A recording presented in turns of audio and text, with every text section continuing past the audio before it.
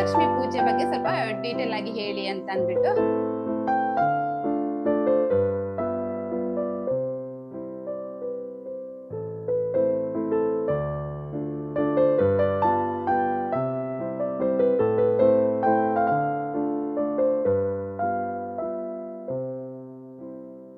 Hello, good morning, ಎಲ್ರಿಗೂ ನಮಸ್ಕಾರ. Welcome to my YouTube channel. ಇವತ್ತು ಎದ್ದೇಳ್ಬೇಕಿದ್ರೆ ಸ್ವಲ್ಪ ಲೇಟ್ ಆಯ್ತು. ಹಾಗೆ ಡೋರ್ ಓಪನ್ ಮಾಡ್ಬೇಕಿದ್ರೆ ಹೊರಗಡೆ ಹಕ್ಕಿಗಳು ವೇಟ್ ಮಾಡ್ತಾ ಇದ್ವು.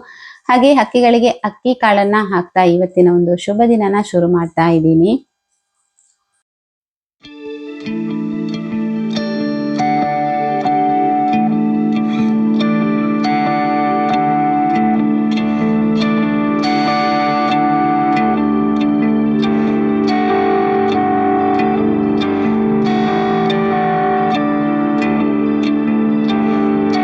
ಇವತ್ತು ಸ್ವಲ್ಪ ಲೇಟಾಗಿ ಎದ್ದಿದ್ರಿಂದ ಮೆಡಿಟೇಷನ್ಗೆ ನನಗೆ ಟೈಮ್ ಸಿಕ್ಕಿಲ್ಲ. ಸ್ವಲ್ಪ ಯೋಗ ಎಲ್ಲ ಮಾಡಿಬಿಟ್ಟು ಹಾಗೆ ಸ್ವಲ್ಪ ಹೊರಗಡೆ ಏನಂತ ಹೇಳಿದರೆ ಈ ಸಿಟೌಟಲ್ಲಿ ನಮ್ಮದು ಬೀದಿ ನಾಯಿ ಎಲ್ಲ ಇರುತ್ತಲ್ವಾ, ಅದೆಲ್ಲ ಬಂದು ಈ ರೀತಿ ನೈಟ್ ಟೈಮಲ್ಲಿ ಮಲಗಿಬಿಡುತ್ತೆ. ದಿನ ಮಲಗಲ್ಲ, ಒಂದೊಂದು ದಿನ ಬಂದು ಮಲಗಿಬಿಟ್ಟು ಎಲ್ಲ ಗಲೀಜು ಮಾಡಿರುತ್ತೆ ನಮ್ಮ ಸಿಟೌಟ್ನ. ಬೆಳಿಗ್ಗೆ ಎದ್ಬಿಟ್ಟು ಇದೊಂದು ಕೆಲಸ, ಈ ರೀತಿ ನಾಯಿಗಳು ಮಲಗಿದ್ರೆ ಅಂತ ಹೇಳ್ಬೋದು. ಬೆಳಿಗ್ಗೆ ಎದ್ಬಿಟ್ಟು ಅದಕ್ಕೆ ನೀರು ಹಾಕಿಬಿಟ್ಟು ಹಾಗೆ ಫಿನೈಲ್ ಎಲ್ಲ ಹಾಕಿ ಅದನ್ನು ಕ್ಲೀನ್ ಮಾಡ್ತೀನಿ. ಇಲ್ಲ ಅಂತ ಹೇಳಿದರೆ ಏನೋ ಒಂಥರ ಸ್ಮೆಲ್ ಹೊಡಿತಾ ಇರುತ್ತೆ. ಆಮೇಲೆ ವಾಪಸ್ ನಾನು ಲಿಕ್ವಿಡ್ ಎಲ್ಲ ಹಾಕಿಬಿಟ್ಟು ಅದನ್ನು ನೀಟಾಗಿ ಒರೆಸ್ಕೋತೀನಿ. ಹಾಗೆ ಸಿಟೌಟ್ ಕ್ಲೀನ್ ಮಾಡಿ ಆದ ನಂತರ ಇವಾಗ ಅಡುಗೆ ರೂಮ್ಗೆ ಬಂದಿದ್ದೀನಿ. ಅಡುಗೆ ರೂಮ್ಗೆ ಬಂದುಬಿಟ್ಟು ಮೊದಲಿಗೆ ನಾನು ಮಾಡುವಂಥ ಕೆಲಸ ಅಂತ ಹೇಳಿದರೆ ಅನ್ನ ಇಡೋದು. ಲಂಚ್ ಬಾಕ್ಸಿಗೆ ಮಧ್ಯಾಹ್ನಕ್ಕೆ ಬೇಕು ಅಂತ ಅಂದ್ಬಿಟ್ಟು ಅನ್ನ ಫಸ್ಟ್ ಮಾಡ್ತೀನಿ, ಕುಚ್ಚಲಕ್ಕಿ ಅನ್ನ. ಹಾಗೆ ನಿನ್ನೆ ಚೌತಿ ಹಬ್ಬ ಆದ್ದರಿಂದ ಕಡುಬು ಮಾಡಿದ್ದೆ ಅಲ್ವಾ, ಕೊಟ್ಟಿಗೆ ಅಂತ ಹೇಳ್ತೀವಿ. ಸೊ ಅದನ್ನು ಮಾಡಿದ್ದೆ ಹಲಸಿನ ಎಲೆಯಲ್ಲಿ. ಅದು ಸ್ವಲ್ಪ ಉಳಿದಿತ್ತು, ಅದನ್ನು ಹಾಗೆ ಚಿಕ್ಕ ಚಿಕ್ಕ ಪೀಸ್ ಥರ ಕಟ್ ಮಾಡಿಬಿಟ್ಟು ಸ್ವಲ್ಪ ಬೇಯಿಸ್ತಾ ಇದ್ದೀನಿ. ಹಾಗೆ ನಮ್ಮ ಮಾದ್ವಿಗೆ ಪೂರಿ ಬೇಕು ಅಂತ ಹೇಳಿದ್ದು, ಸ್ವಲ್ಪ ಮಕ್ಕಳಿಗೋಸ್ಕರ ಅಂತ ಅಂದ್ಬಿಟ್ಟು ಪೂರಿ ಕೂಡ ಮಾಡ್ತಾ ಇದ್ದೀನಿ. ನಿನ್ನೆದ್ದು ಗ್ರೇವಿ ಕೂಡ ಉಳಿದಿತ್ತು, ಹಾಗಾಗಿ ಅದರಲ್ಲೇ ತಿಂತಾರೆ ಮಕ್ಕಳು ಅಂತ ಅಂದ್ಬಿಟ್ಟು ಇಲ್ಲಿ ಇವಾಗ ಪೂರಿ ಕೂಡ ಮಾಡ್ಕೊಂಡಿದ್ದೀನಿ. ಹಾಗೆ ಇವತ್ತು ಒಂದು ತೆಂಗಿನಕಾಯಿ ಹೊಡೆದಾಗ ಈ ರೀತಿ ನೋಡಿ, ಅದರಲ್ಲಿ ಏನು ನಾವು ನಮ್ಮ ತುಳು ಭಾಷೆಯಲ್ಲಿ ಮುಂಗೆ ಅಂತ ಹೇಳ್ತೀವಿ, ಕನ್ನಡದಲ್ಲಿ ಏನು ಹೇಳ್ತಾರೆ ಅಂತ ನನಗೆ ಕರೆಕ್ಟಾಗಿ ಗೊತ್ತಿಲ್ಲ. ಅದು ಎರಡೆರಡು ಇತ್ತು ಈ ಥರ ನೋಡಿ, ಮೊಳಕೆ ಅಂತ ಹೇಳ್ಬೋದು, ಮೊಳಕೆ ಬಂದಿರತ್ತಲ್ವಾ ಸೊ ತೆಂಗಿನಕಾಯಲ್ಲಿ ಅದು. ಹಾಗೆ ಇನ್ನೊಂದು ತೆಂಗಿನಕಾಯಿ ಬೇಕಿತ್ತು, ಇನ್ನೊಂದು ತೆಂಗಿನಕಾಯಿ ಹೊಡಿಬೇಕಿದ್ರೆ ಅದರಲ್ಲಿ ಕೂಡ ಒಂದು ಸಿಂಗಲ್ ಮೊಳಕೆ ಇತ್ತು. ಇವತ್ತು ಯಾಕೋ ಈ ಥರ ಬೆಳಿಗ್ಗೆ ಎದ್ದು ಕೂಡಲೇ ತೆಂಗಿನಕಾಯಿ ಹೊಡಬೇಕಿದ್ರೆ ಈ ಥರ ಮೊಳಕೆ ಬಂದಿರುವಂಥ ತೆಂಗಿನಕಾಯಿನ ನೋಡಿ ಏನೋ ಒಂದು ಒಳ್ಳೆ ದಿನ ಅಂತ ಅಂದ್ಕೊಂಡೆ ಮನಸ್ಸಲ್ಲಿ ನಾನು. ತಿಂಡಿ ಎಲ್ಲ ಮುಗಿಸಿ ನಮ್ಮ ಆದ್ವಿ ಫಸ್ಟ್ ಮಾಡುವಂಥ ಕೆಲಸ ಏನಂತ ಹೇಳಿದರೆ ಈ ಬುದ್ಧನ ಪಾಟ್ನ ಕ್ಲೀನ್ ಮಾಡಿ ಅದಕ್ಕೆ ಹೊಸ ಫ್ರೆಶ್ ಹೂವನ್ನು ಹಾಕೋದು. ಇದೊಂದು ಅವಳು ಮಾಡುವಂಥ ಕೆಲಸ. ಅದನ್ನು ನೀಟಾಗಿ ಬುದ್ಧನ ಪ್ರತಿಮೆ ಏನಿದೆ ಅದನ್ನು ಒರೆಸ್ಬಿಟ್ಟು ಹಾಗೆ ಅದನ್ನು ಕ್ಲೀನ್ ಮಾಡಿಬಿಟ್ಟು ಹೂವು ಎಲ್ಲ ಅವಳು ಹಾಕ್ತಾಳೆ. ನಂತರ ಇಡೀ ಮನೆ ಒರೆಸ್ಬಿಟ್ಟು ಗುಡಿಸ್ಬಿಟ್ಟು ಒರೆಸ್ತೀನಿ ನಾನು. ಇದು ದಿನ ಮಾಡುವಂಥ ಕೆಲಸ. ಪ್ರತಿದಿನ ನಾವು ಬೆಳಿಗ್ಗೆ ಎದ್ಬಿಟ್ಟು ತಿಂಡಿ ಮುಗಿಸಿ ಹಾಗೆ ಮನೆ ಗುಡಿಸಿ ಒರೆಸೋದು, ಬಟ್ಟೆ ಒಗೆಯೋದು, ಮನೆ ಎಲ್ಲ ಕ್ಲೀನ್ ಮಾಡೋದು, ಅಲ್ಲಿ ಇರುತ್ತಲ್ವ, ಹರಡಿ ಇರುತ್ತಲ್ವ ಕೆಲವೊಂದು ಥಿಂಗ್ಸ್ ಎಲ್ಲ. ಸೊ ಅದನ್ನೆಲ್ಲ ನೀಟಾಗಿ ಒಂದು ಜಾಗದಲ್ಲಿ ಅದರ ಜಾಗದಲ್ಲಿ ಇಟ್ಬಿಟ್ಟು ಆಮೇಲೆ ಮನೆ ಗುಡಿಸಿ ಈ ಥರ ಒರೆಸ್ಕೊಂಡ್ಬಿಡ್ತೀನಿ.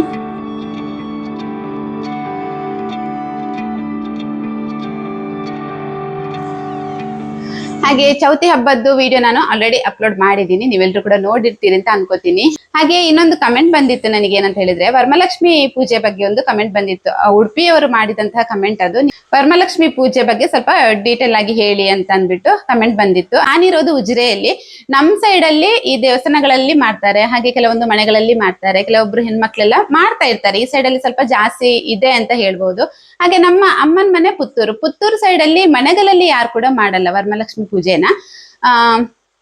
ಬಟ್ ದೇವಸ್ಥಾನಗಳಲ್ಲಿ ಮಾಡ್ತಾರೆ. ಅಲ್ಲಿ ಕೆಲವೊಂದು ದೇವಿ ದೇವಸ್ಥಾನ ಎಲ್ಲ ಇದ್ರೆ ಆ ದೇವಸ್ಥಾನಗಳಲ್ಲಿ ವರಮಹಾಲಕ್ಷ್ಮಿ ಪೂಜೆನ ತುಂಬಾನೇ ಗ್ರ್ಯಾಂಡ್ ಆಗಿ ಮಾಡ್ತಾರೆ. ಎಲ್ಲ ಮುತ್ತೈದೆಯರು ಹೋಗ್ಬಿಟ್ಟು ಪೂಜೆಗೆ ಕುತ್ಕೊಂಡು ಎಲ್ಲ ಮಾಡ್ತಾರೆ. ಈ ತರ ಮಾಡ್ತಾರೆ ನಮ್ಮ ಊರಲ್ಲಿ, ಅಂದ್ರೆ ಅಮ್ಮನ ಮನೆ ಪುತ್ತೂರು ಆದ್ರಿಂದ ಆ ಸೈಡ್ ಅಲ್ಲಿ ಆ ತರ ಮಾಡ್ತಾರೆ. ಇನ್ನು ನಮ್ಮ ಫ್ಯಾಮಿಲಿನಲ್ಲಿ ಅಂದ್ರೆ ನಮ್ಮ ಅಮ್ಮನ ಮನೆಯಲ್ಲಿ ಕೂಡ ಯಾರು ಮಾಡಿರ್ಲಿಲ್ಲ, ಹಾಗೆ ನನ್ನ ಗಂಡನ ಮನೆಯಲ್ಲಿ ಕೂಡ ಯಾರು ಕೂಡ ಈ ಪೂಜೆ ಮಾಡಿರ್ಲಿಲ್ಲ. ಅಂದ್ರೆ ನಾವು ಮನೆ ಕಟ್ಟಿ 15 ವರ್ಷ ಆಯ್ತು. 15 ವರ್ಷದಿಂದ ಸ್ಟಾರ್ಟಿಂಗ್ ಅಲ್ಲಿ, ಅಂದ್ರೆ 15 ವರ್ಷ ನಾವು ಮನೆ ಕಟ್ಟಿದ ವರ್ಷದಿಂದಾನೇ ನನ್ನ ಹಸ್ಬೆಂಡ್ ಏನ್ ಮಾಡ್ತಾ ಇದ್ರು ಅಂತ ಹೇಳಿದ್ರೆ, ವರಮಹಾಲಕ್ಷ್ಮಿ ಹಬ್ಬ ದಿನ ಬೆಳಿಗ್ಗೆ ಎದ್ಬಿಟ್ಟು ಮನೆ ಮೊದ್ಲು ಕ್ಲೀನ್ ಮಾಡು ಅಂತ ಹೇಳ್ತಾ ಇದ್ರು. ಮನೆಯೆಲ್ಲ ಗುಡಿಸಿ ಒರೆಸ್ತಾ ಇದ್ದೆ ನಾನು. ಹಾಗೆ ಲಕ್ಷ್ಮೀ ದೇವರ ಫೋಟೋ ಇದೆ ನಮ್ಮ ಮನೆಯಲ್ಲಿ, ಅದಕ್ಕೆ ತುಂಬಾ ಹೂ, ಅಂದ್ರೆ ಸ್ವಲ್ಪ ಜಾಸ್ತಿನೇ ಹೂವೆಲ್ಲ ತಂದ್ಬಿಟ್ಟು ಹೂವ ಹಾಕ್ಬಿಟ್ಟು ಹಣ್ಣೆಲ್ಲ ದೇವರ ಎದುರುಗಡೆ ಇಟ್ಟು ಹಾಗೆ ಈ ಸ್ವಲ್ಪ ದುಡ್ಡೆಲ್ಲ ಇಟ್ಟು ಆಮೇಲೆ ಒಡವೆ ಏನಾದ್ರೂ ಇದ್ರೆ ಕೊಡು, ಅದನ್ನ ಫೋಟೋ ಮೇಲೆ ಹಾಕು ಅಂತ ಹೇಳ್ತಾ ಇದ್ರು. ಸೊ ಸೊ ನನ್ಗೆ ಕೂಡ ಅದು ಗೊತ್ತಿಲ್ಲ ಏನಂತ ಅಂದ್ಬಿಟ್ಟು, ವರಮಹಾಲಕ್ಷ್ಮಿ ಪೂಜೆ ಅಂತಂದ್ರೆ ಏನಂತಾನೆ ಗೊತ್ತಿರ್ಲಿಲ್ಲ, ಸ್ವಲ್ಪನೂ ಐಡಿಯಾನು ಇರ್ಲಿಲ್ಲ, ನೋಡು ಇರ್ಲಿಲ್ಲ ನಾನು. ಏನೋ ಒಂದು ಒಳ್ಳೆ ದಿನ ಅಂತ ಅಂದ್ಬಿಟ್ಟು, ಸೊ ಅಂದ್ರೆ ಲಕ್ಷ್ಮಿ ಅಂತ ಹೇಳಿದ್ರೆ ದುಡ್ಡಲ್ವಾ, ಸೊ ಅದಕ್ಕೆ ಏನೋ ರಿಲೇಟೆಡ್ ಇರ್ಬೇಕು ಅಂತ ಅಂದ್ಬಿಟ್ಟು ನಾನ್ ಕೂಡ ಒಡವೆ ಎಲ್ಲ ಕೊಡ್ತಾ ಇದ್ದೆ. ಅವರು ಫೋಟೋದ ಮೇಲೆ ನಾನು ಒಡವೆ ಎಲ್ಲ ಹಾಕ್ಬಿಟ್ಟು ಹೂ ಹಣ್ಣು ಆಮೇಲೆ ಚಿನ್ನ ಎಲ್ಲ ಇಟ್ಟು ಒಂದು ಪೂಜೆ ತರ ಮಾಡ್ತಾ ಇದ್ರು. ಅವ್ರು ಯಾಕೆ ಆ ತರ ಮಾಡ್ತಾ ಇದ್ರು ಅಂತ ಹೇಳಿದ್ರೆ, ಅವ್ರದ್ದು ಓನ್ ವರ್ಕ್ಶಾಪ್ ಇರೋದ್ರಿಂದ ಆ ವರ್ಕ್ಶಾಪ್ ಅಲ್ಲಿ ಅವರು ಪ್ರತಿ ವರ್ಷ ಲಕ್ಷ್ಮೀ ಪೂಜೆ ಅಂತ ಮಾಡ್ತಾ ಇದ್ರು. ಅದು ಗೊತ್ತಿರ್ಬೋದು ನಿಮ್ಗೆ. ಅಂದ್ರೆ ಓನ್ ಅಂಗಡಿ ಅಂತ ಏನಾದ್ರು ಇದ್ರೆ ಪ್ರತಿಯೊಬ್ರು ಕೂಡ ಅಲ್ಲಿ ಪೂಜೆಯನ್ನ ಮಾಡ್ತಾರೆ, ಲಕ್ಷ್ಮೀ ಪೂಜೆಯನ್ನ ಮಾಡ್ತಾರೆ. ಸ್ಪೆಷಲಿ ಲಕ್ಷ್ಮೀ ಪೂಜೆನೆ ಅಲ್ಲಿ ಜಾಸ್ತಿ ಮಾಡೋದು ಅಂಗಡಿಗಳಲ್ಲೆಲ್ಲ. ಈ ಏನು ಅಕ್ಟೋಬರ್ ಟೈಮಲ್ಲಿ ಆಯುಧ ಪೂಜೆ ಅಂತ ಮಾಡ್ತಾರಲ್ಲ, ಆ ಟೈಮಲ್ಲಿ ಮಾಡ್ತಾರೆ. ನಂತರ ಏನು ದೀಪಾವಳಿ ಬರುತ್ತಲ್ವಾ, ದೀಪಾವಳಿ ಟೈಮಲ್ಲಿ ಕೂಡ ಲಕ್ಷ್ಮೀ ಪೂಜೆ ದಿನ ಪೂಜೆ ಮಾಡ್ತಾರೆ. ಸೊ ಆ ಒಂದು ರೀಸನ್ಗೆ ಇರ್ಬೇಕು, ವರಮಹಾಲಕ್ಷ್ಮಿ ಹಬ್ಬ ದಿನ ಕೂಡ ಇವರು ಈ ತರ ಮನೆಯಲ್ಲಿ ಮಾಡ್ತಾ ಇದ್ದಿದ್ದು. ಅದೊಂದು 3-4 ವರ್ಷ ಅದೇ ರೀತಿ ಕಂಟಿನ್ಯೂ ಆಗ್ತಾ ಇತ್ತು. ನೆಕ್ಸ್ಟ್ ನನಗೆ ಏನಾಯ್ತು ಅಂತ ಹೇಳಿದ್ರೆ, ನಾನ್ ಕೂಡ ಹೂ ಬಳೆ ಕುಂಕುಮ ಎಲ್ಲ ತಂದ್ಬಿಟ್ಟು ನಾನ್ ಕೂಡ ಅವ್ರ ಜೊತೆ ನಿಂತ್ಕೊಂಡು ಅದನ್ನೆಲ್ಲ ದೇವ್ರಿಗಿಟ್ಟು ಸ್ವಲ್ಪ ಸಿಂಪಲ್ ಆಗಿ ಪೂಜೆ ಎಲ್ಲ ಮಾಡೋದಕ್ಕೆ ಶುರು ಮಾಡಿದೆ.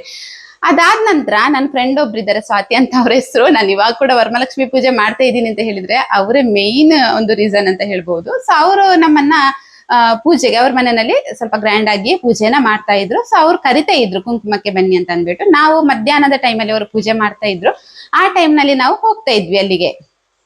ಸೊ ಅಲ್ಲಿ ಹಾಗೆ ಹೋಗ್ಬಿಟ್ಟು ನೋಡ್ತಾ ಇರ್ಬೇಕಿದ್ರೆ ನನ್ಗೆ ಕೂಡ ಮನ್ಸಿಗೆ ಬರೋದಕ್ಕೆ ಸ್ಟಾರ್ಟ್ ಆಯ್ತು, ಈ ತರ ಪೂಜೆ ಮಾಡಿದ್ರೆ ಎಷ್ಟು ಚಂದ ಅಲ್ವಾ, ನಾವು ನಮ್ಮನೆಯಲ್ಲಿ ಸಿಂಪಲ್ ಆಗಿ ಮಾಡ್ತೀವಿ ಅಂತ ಬರ್ತಾ ಇತ್ತು. ನೆಕ್ಸ್ಟ್ ಒಂದ್ಸಲ ನಾನು ದೇವಸ್ಥಾನಕ್ಕೆ ಹೋಗ್ಬಿಟ್ಟು ಅರ್ಚಕರ ಹತ್ರ ಕೇಳಿದೆ, ನಾನು ನಮ್ಮನೆಯಲ್ಲಿ ವರಮಹಾಲಕ್ಷ್ಮಿ ಪೂಜೆ ದಿನ ಈ ತರ ಪೂಜೆನ ಮಾಡ್ತೀವಿ ನಾವು ಅಂತ ಹೇಳಿದೆ. ಸೊ ಅದಕ್ಕೆ ಅವರು ಹೇಳಿದ್ರು, ನಿಮ್ಗೆ ಮಾಡ್ಬೇಕು ಅಂತ ಮನ್ಸಿದ್ರೆ ಕಲಶ ಇಟ್ಟು ಪೂಜೆ ಮಾಡಿ, ಕಲಶ ಇಟ್ಟು ಪೂಜೆ ಮಾಡಿದ್ರೆ ಮಾತ್ರ ಅದು ದೇವರಿಗೆ ಸಮರ್ಪಣೆ ಆಗತ್ತೆ, ಕಲಶ ಇಡದೆ ಯಾವ ಪೂಜೆನೂ ಮಾಡೋದಕ್ಕೆ ಹೋಗ್ಬೇಡಿ, ಮಾಡಬಾರ್ದು ಕೂಡ ಅಂತ ಹೇಳಿದ್ರು. ಸೊ ಅದನ್ನ ಕೇಳ್ಬಿಟ್ಟು ಅದೇ ವರ್ಷದಿಂದ ನಾನು ಕಲಶ ಇಟ್ಟು ಪೂಜೆ ಮಾಡೋದಕ್ಕೆ ಶುರು ಮಾಡಿದೆ. ಹತ್ರ ಒಂದು 7-8 ವರ್ಷ ಆಯ್ತು ಅಂತ ಅನ್ಕೋತೀನಿ ಕಲಶ ಇಟ್ಟು ಪೂಜೆ ಮಾಡೋದಕ್ಕೆ ಶುರು ಮಾಡಿ. ಸೊ ಏನಂತ ಗೊತ್ತಿಲ್ಲ, ಪ್ರತಿ ವರ್ಷ ಕೂಡ ದೇವ್ರೇ ಕೈಯಲ್ಲಿ ಮಾಡಿಸ್ತಾರೆ ಅಂತ ಅನ್ಕೋತೀನಿ, ನನ್ನ ಕೈಯಲ್ಲಿ ಮಾಡಿಸ್ತಾರೆ, ಆ ಶಕ್ತಿ ಕೊಡ್ಬೇಕಲ್ವಾ. ಸೊ ಏನೋ ಶುರು ಮಾಡ್ಕೊಂಡಿದೀವಿ, ಹೀಗೆ ಕಂಟಿನ್ಯೂ ಆದ್ರೆ ಸಾಕು ಅಂತ ಅಂದ್ಬಿಟ್ಟು ದೇವ್ರ ಹತ್ರ ಪ್ರಾರ್ಥಿಸೋದಷ್ಟೇನೆ. ನಿಮ್ಮ ಕ್ವಶನ್ಗೆ ಆನ್ಸರ್ ಸಿಕ್ಕಿದೆ ಅಂತ ಅನ್ಕೋತೀನಿ.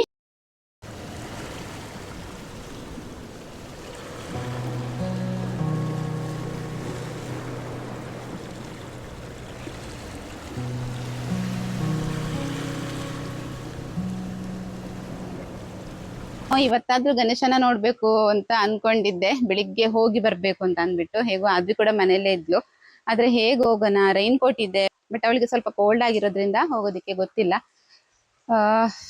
ಚೆನ್ನಾಗಿ ಬಿಸ್ಲಿದ್ರೆ ಮಾತ್ರ ಎಲ್ಲಿಯಾದ್ರೂ ಹೋಗೋಣ ಅಂತ ಮನಸ್ಸು ಬರತ್ತೆ. ಈ ತರ ಮಳೆಗೆ ಯಪ್ಪ ಮನೆಯಿಂದ ಹೊರಗಡೆನೆ ಬರೋದ್ ಬೇಡ ಅಂತ ಅನ್ಸತ್ತೆ. ಆ ತರ ಚಿಕ್ಕ ಚಿಕ್ಕ ಹನಿ ಜಿಟಿ ಜಿಟಿ ಮಳೆ ಅಂತ ಹೇಳ್ತೀವಲ್ವಾ, ಆ ತರ ಬರ್ತಾ ಇದೆ.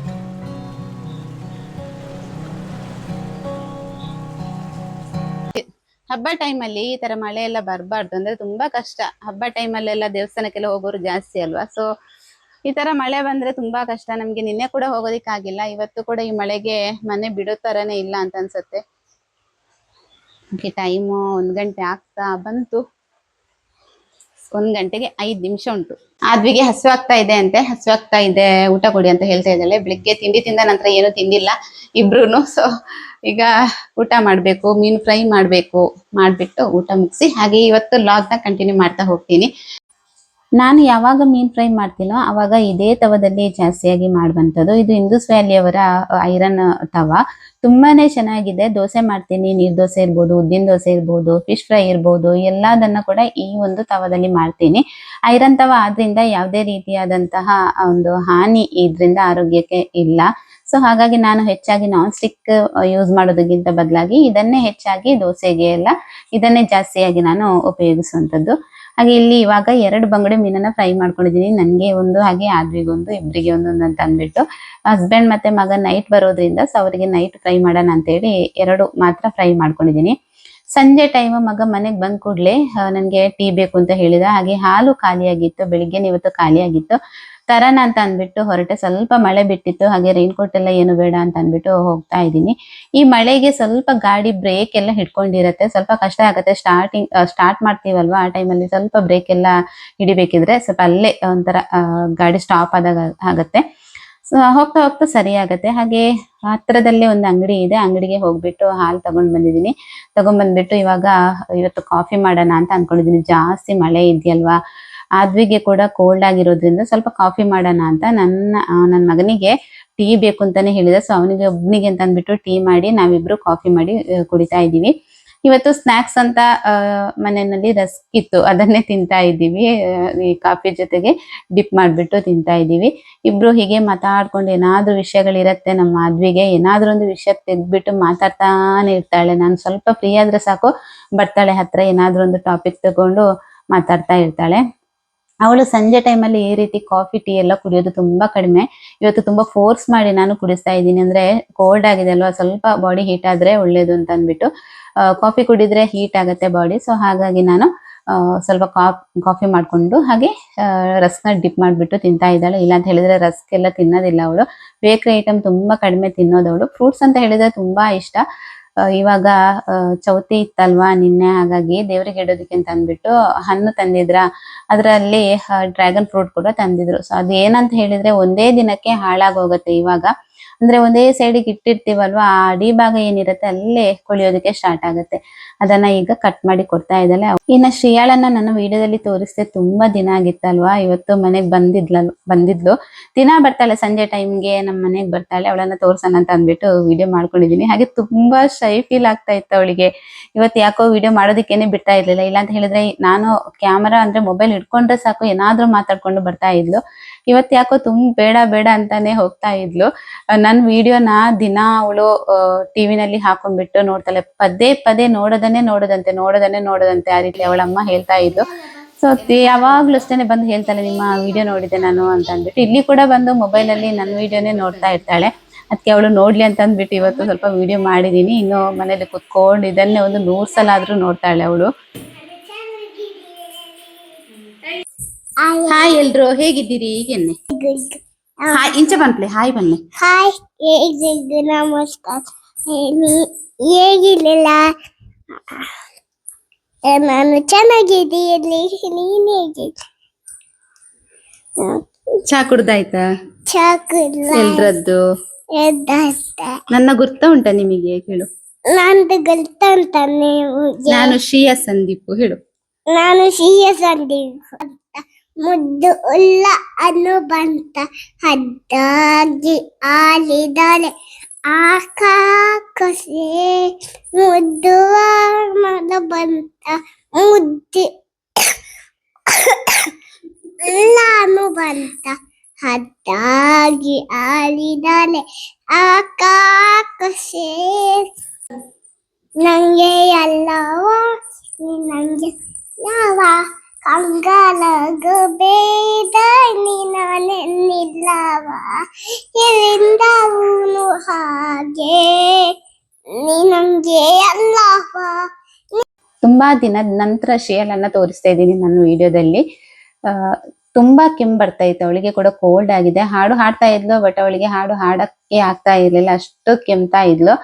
ಇಷ್ಟೇನೆ ಸ್ನೇಹಿತರೆ ಇವತ್ತಿನ ವಿಡಿಯೋ ನಿಮ್ಗೆ ಎಲ್ರಿಗೂ ಕೂಡ ಇಷ್ಟ ಆಗಿರ್ಬೋದು ಅಂತ ಭಾವಿಸ್ತೀನಿ ನಾನು. ವಿಡಿಯೋ ಇಷ್ಟ ಆದ್ರೆ ವಿಡಿಯೋಗೊಂದು ಲೈಕ್, ಶೇರ್, ಕಮೆಂಟ್ ಮಾಡೋದನ್ನ ಮಾತ್ರ ಮರಿಬೇಡಿ. ಹೊಸದಾಗಿ ಯಾರಾದ್ರೂ ನನ್ನ ಚಾನೆಲ್ ನೋಡ್ತಾ ಇದ್ರೆ ಸಬ್ಸ್ಕ್ರೈಬ್ ಮಾಡ್ಕೊಂಡು ನೋಡಿ. ಸಿಗ್ತೀನಿ ನೆಕ್ಸ್ಟ್ ವ್ಲಾಗ್ ಅಲ್ಲಿ. ಟೇಕ್ ಕೇರ್, ಬಾಯ್.